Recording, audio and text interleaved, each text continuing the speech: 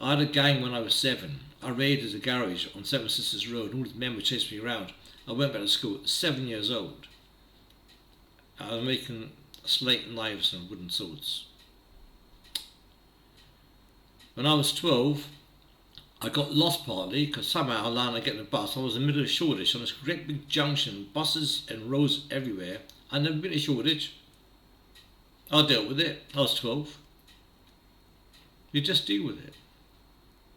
But the people in Swindon seem to be kind of not capable of doing these things, but they hadn't been allowed or looked after too well, whatever it was. Probably it's good they didn't do all these things because it's dangerous. I wandered around the streets of London when I missed buses when I'm 15 years old. It wasn't a good idea. But I don't have the right upbringing and the luxury of having a comfortable, nice, easy life. So, I'm wrong to take mickey out of children because they all grow up in the end doing things. The only thing is, sometimes this thing called necessity is a mother of invention. And the 4 brothers and sisters that lived in grim conditions in Tottenham had to struggle to get anywhere. And from my viewpoint, they were all successful. Everybody. Nobody just did nothing and went with the flow.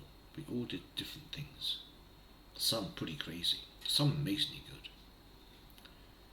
But for the ones that live in the countryside, your lives are I can be envious if you haven't had to strive or go without food, or hungry, cold, destitution, no future, no inheritance, no nothing.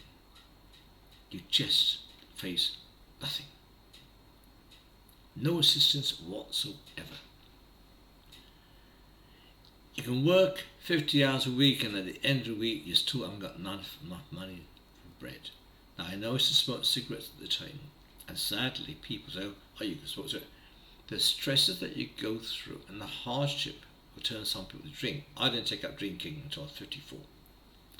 But I stopped smoking when I was 47, so I smoked for 33 years. But that smoking probably helped me deal with tremendous amounts of pressures. Living in Pennell Valley in Swindon for 10 years with 3 children. It's not funny. It's hellishly difficult to get out from these places. But I did. But I got that determination to get out, I wish it was much earlier, by my background to make me fight. If you don't get that spirit, then you might go to private school, cheat in various ways to go to university, cheat at the universities as we all know it takes place, have a life of Riley, don't worry, you can fail your exams, fail your A-levels, so just retake it because parents got a load of money. Just bumming around, everything is just like a joke. Become qualified and don't strive to go, say, London and compete with other people because you don't have to. Because these people have got an absolute fortune waiting for them whenever they want to retire because it's there. They don't know what it's about. So, what I'll say again, necessity is a mother of invention.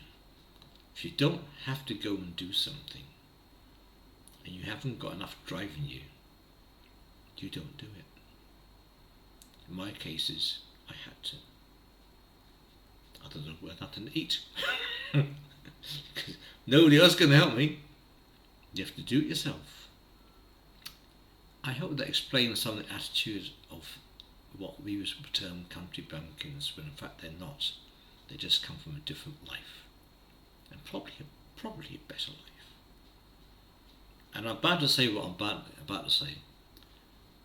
I wouldn't swap what I went through for the privileged life. Because I wouldn't have seen what I've seen. Although a lot of it's bad. I've had variety. And it's the spice of life. It really is. I think the worst thing one can do is never have a proper job. Never moved house. Never need to move house. House is given to you by parents or grandparents or great-grandparents.